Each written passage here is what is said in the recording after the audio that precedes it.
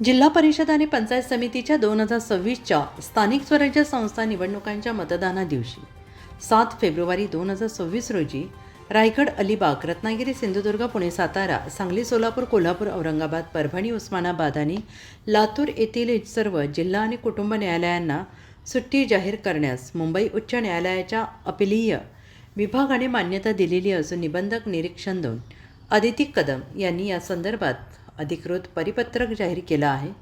महाराष्ट्र शासनाच्या सामान्य प्रशासन विभागाने 3 फेब्रुवारी 2026 रोजी काढलेल्या अधिसूचनेच्या आधारे हा निर्णय घेण्यात आलेला असून पुणे आणि औरंगाबाद येथील प्रधान कुटुंब न्यायालयासह संबंधित जिल्ह्यातील प्रधान जिल्हा आणि सत्र न्यायाधीशांना मतदान दिवस म्हणून सुट्टी देण्याची परवानगी मिळालेली आहे. त्यामुळे निवडणूक प्रक्रिया आणि न्यायालयीन कामकाज याबाबत संतुलन साधता येईल. या सुट्टीच्या बदल्यात संबंधित न्यायालयाने पुढील काळात एखादा कामकाज नसलेला शनिवार कोर्ट कामकाजाचा दिवस म्हणून घोषित करावा आणि त्याची माहिती उच्च न्यायालयाला द्यावी अशी अट आहे.